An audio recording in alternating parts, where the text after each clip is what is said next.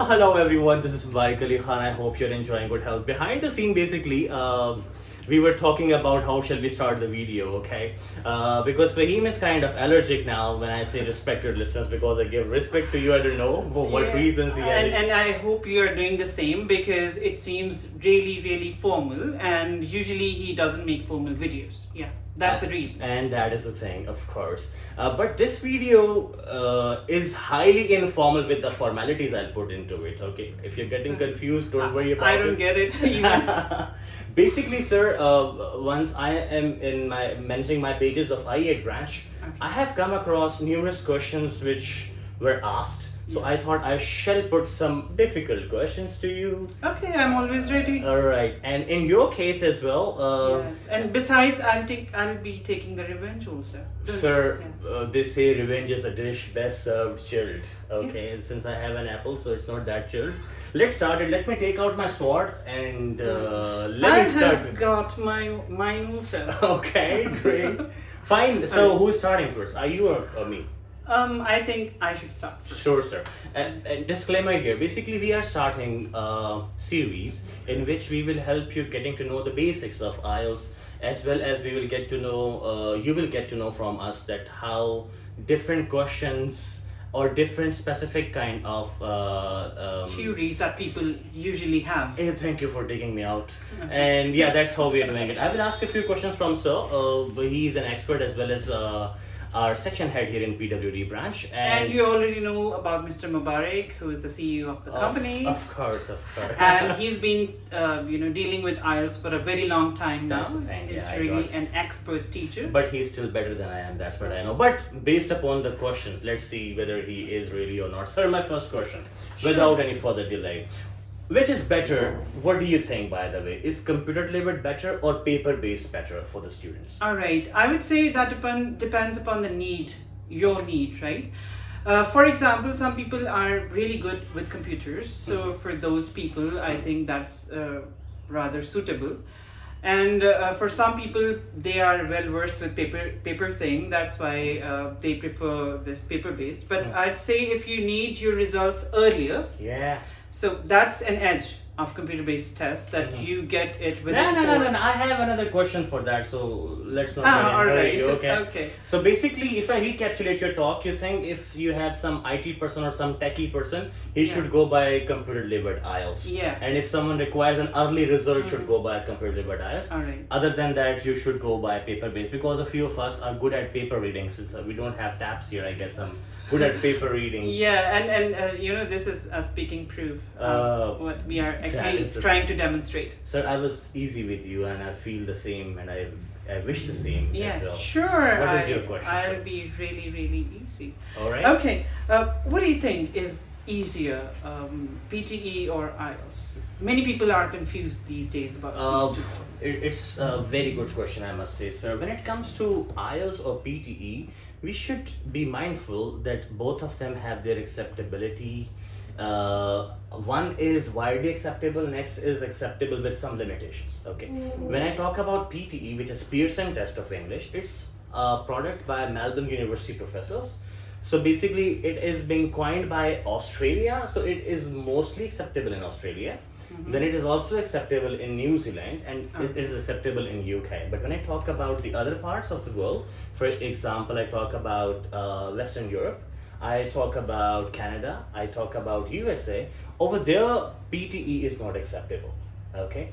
And then I'll come back to the part basically which one is easier. First we should know why shall we do PTE or why shall we do IELTS. And IELTS is acceptable overall in UK, Australia, Canada, talk about Italy, Germany, wheresoever. So IELTS is acceptable throughout widely over there.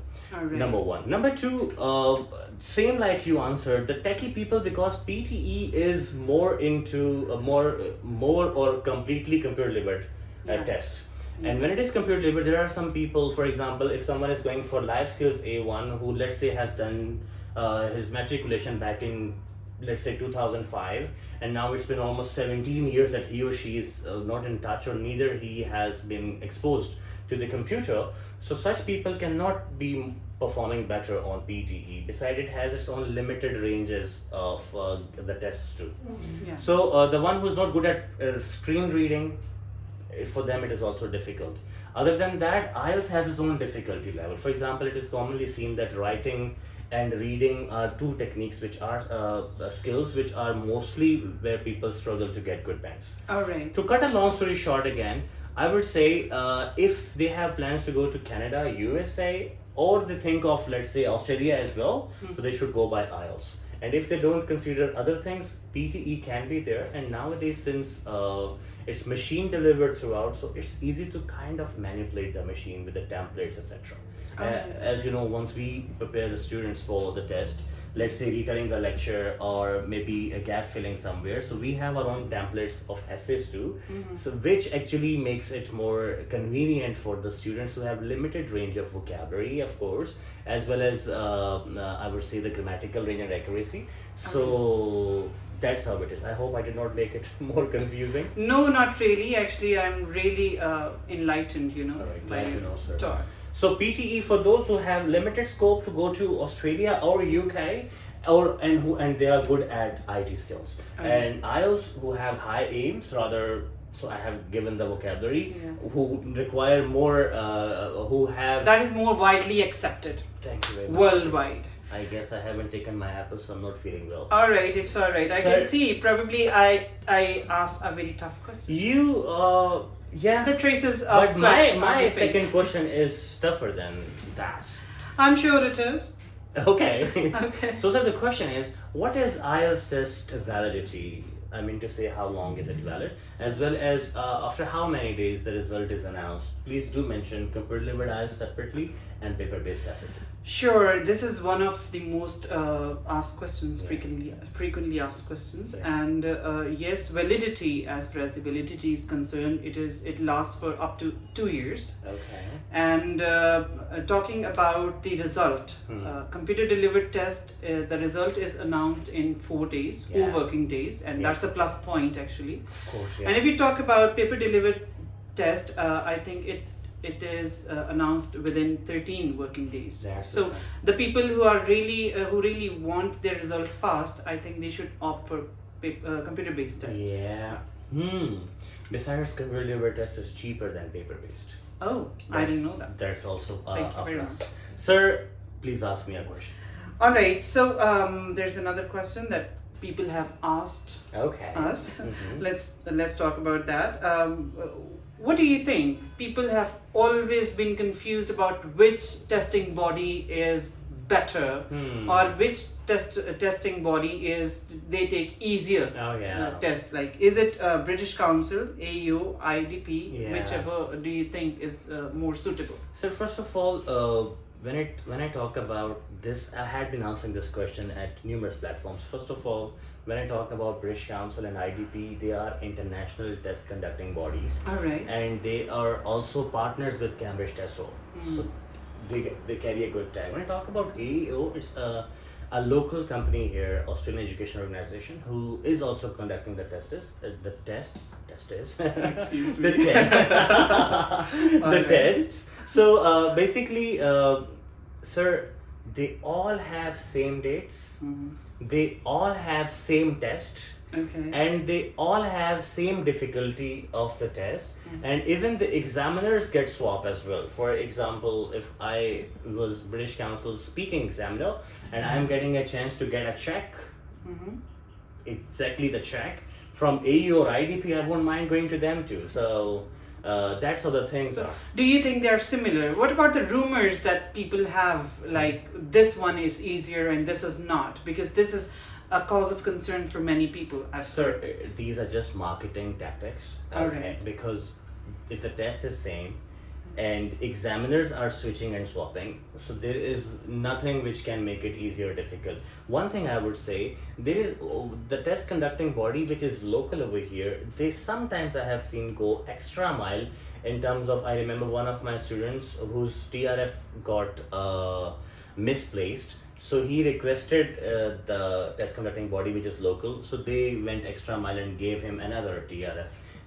which takes quite much time, because British Council is more systematic, so they require emails, rather they take full working hours, so they take longer than usual, which is, I think, I have observed. Otherwise, the test is same, which should be the concern. All right, so no worries. Like you don't have to choose between these bodies. Oh, You yeah. can appear with any of these bodies, but Yeah. I'd recommend British Council is the oldest. Yeah. So yeah, probably that has They a have plus. they have more test conducting labs in Pakistan too. Yeah. When I talk about IDP or AU, they have limited labs. So British Council basically has more labs, so it is more convenient. For example, if someone wishes to appear, let's say, in Mirpur or in Quetta or in Lahore or Peshawar, so there are many. So that's a plus multiple- point. That's a plus I point. guess. Yeah. Sir, let me move on. My next question from you. Well, it is kind of a normal question. I don't know what happened to my people who have jotted down this for me. Probably I was the person who did that. All right. The question is, what can I take into my examination room? I would like to know about the gadgets the person could produce as well as Yeah. identification proof too. All right. Yes, this is a cause of concern for many Yeah. people. They keep asking this question, like what to take and what not to. Yeah. So usually, of course, a pen or a pencil. That is really important. And first of all, your identification, whichever you have registered with, be it an ID card or be it a passport. So Yeah. you need to have this along, a Yeah. pen and pencil, and a clipboard if necessary, and a clear water bottle. That would do. I think that's Yeah. it. Besides, some people really ask like whether to take the mobile in the center or we cannot. So they have that provision of actually taking your mobiles, and when you return, they give you back. Yeah, they have lockers. They give you the keys of the lockers. They keep the things in that, of course. Yeah. And sir, I would suggest to the students that it's better to use lead pencils than the pens, because you will get only one sheet to write on. Okay, especially over there. So Alright. if you have done some mistakes, so it's better that you write with the pencils, that you erase it, rather you cut it throughout and you make it dirty with the blotches and smudges. Yeah. So it's better that you go with a lead pencil and be easy with that. Besides, your answer sheet of listening and reading, that is supposed to be scanned that's an OMR sheet basically. So if you are dirtying it somehow, for example, first you wrote true, then you make it somehow F. I have seen students doing Yes. so. So eventually the screen, the scanner will not able to judge which one was that, so it will all will go in vain. So it's better to clarify it even further. So thank you very much for asking questions, sir. Shall I move on? Yes, sure. My I think it was my turn then. was that your turn? Yes. Okay, all right, okay. Okay. I was trying to be clever, but okay. Yeah, I don't thought- be all clever. Okay, Sorry. so yes, there is another query Mhm. that keep coming up. Okay. Tell me, what is the difference between what is language cert and language cert CELT? Oh yeah, you know, it was well in boom nowadays, and it is the first of all, the acceptability of this test is only in UK. All right. Okay, because nowadays we're talking about So the scope is really limited. very limited. Okay. And for those who somehow think, you know, it was a common thing in Pakistan that students were doing it performer based tests. Okay, it is not to talk on the camera, but still I would say their listening, reading and writing was taken care of by some expert, and they were Oh. only appearing and speaking. Cheating, you mean? Maybe an easy path to go abroad, because Alright. it is one of the requirements. Get that. You can Yeah. do anything in Pakistan. Yeah. Right, so to fulfill their dreams, basically what they were doing, they were hiring people to take care of that. When I talk about language cert, it is distant test. For example, someone is not going to test, rather going to some office or sitting in the house or maybe anywhere he is, and so he books a test through language cert website, and they give that or take that anywhere. When I talk about language cert CELT, it is basically center based test. Oh. And now they have changed it, that they are approving, because of the problem I have told you. Yeah. Now they are mostly accepting and or approving their CELT test, so that they have their own invigilators over there through Oh, which that's they nice. they check it. And once we go extra mile onto, or access to everything is bad. Once we start it, we keep trolling on it. So eventually you have problems with that, and that is what happened. There are many students who have received their language cert, and now they're not accepting it. Now they're Oh. supposed to reappear. This is a problem. Okay, so beware. Of course. I should say. If you have good language skills, please do not go to such things like Oxford test, language cert, or I would say Duolingo or something, they have limited scopes. So why not to go with something better? That is authentic also. Yeah, that is. And acceptable worldwide. Yeah. Okay. Besides, what would be the comparison in terms of the fee? Do you think the fee of IELTS is higher? Let me make it very clear. When I talk about PTE, it is $215. Okay. So $215 with the currency exchange in the previous month it was 51,000. Oh. Now once we're recording it, it is August 2022. So it is basically with the currency exchange it is 46,446 rupees today because I have booked one test. Okay. When I talk about IELTS, different test conducting bodies have +3 -3,000 differences. British Council is charging 43,500 for paper-based IELTS, Alright. and 41,000 something for computer-delivered IELTS. Alright. And when I talk about language cert, it has two packs. They purchase speaking pack different and listening, reading, writing pack differently. Oh. And one pack costs them $96. So that's much cheaper. No, once we purchase both the packs, so $96 plus $96, Oh. so it will make it Somehow. roughly $194. Yeah. And now the currency exchange in today's rate it is 42,000 something. So it is That's just almost like the same. almost the same, and acceptability and durability is not the same. And durability, like, Yeah. do we have less duration for this? Basically, that is not heavy duty. Okay. Language cert. Alright. Alright. Okay, that was really. Is it my turn? Yeah. All right. It is. I have my last question from you, sir. Oh, it's really kind of you. Yeah. I would like to know how listening and reading is assessed. It's an easy yet a question which was posed almost 7 times. It's written over here. Oh. So almost 7 different people have asked it. Of Maybe course, the for a question- newbie, it's a problem. It's a Yeah. cause of concern that people don't know initially what is the test. Yeah. So this is a very common question, and people keep asking this question, and this is natural. Yeah. All right, talking about listening and reading. So as we know already, reading has 3 sections. If we talk about academic part and even GT, it has Yeah. 3 sections and 40 questions overall. Yeah. So if we have those 40 questions and if we answer each question correctly, so we get 1 mark for each question. That means 40 marks for 40 correct answers, right? True. So your bands are calculated accordingly. So it has a like limit.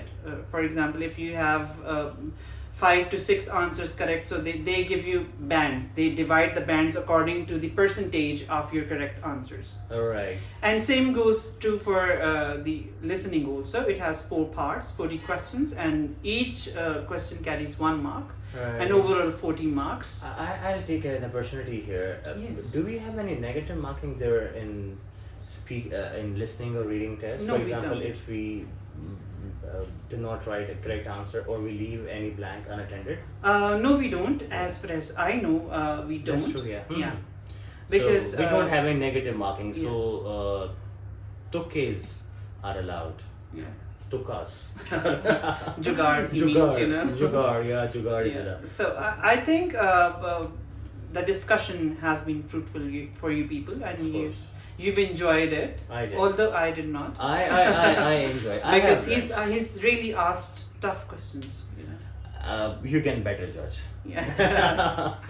All right. So, do you have any other question or that's it? No, that's the end of our discussion for today. All right. Thank you very much. In the end, I would like to tell all of you that what are the required bands for study abroad. I am talking about academic IELTS. If you want to go to UK for bachelor's program, you should have 6 overall and 5.5 at least. I'm talking about the lowest, okay?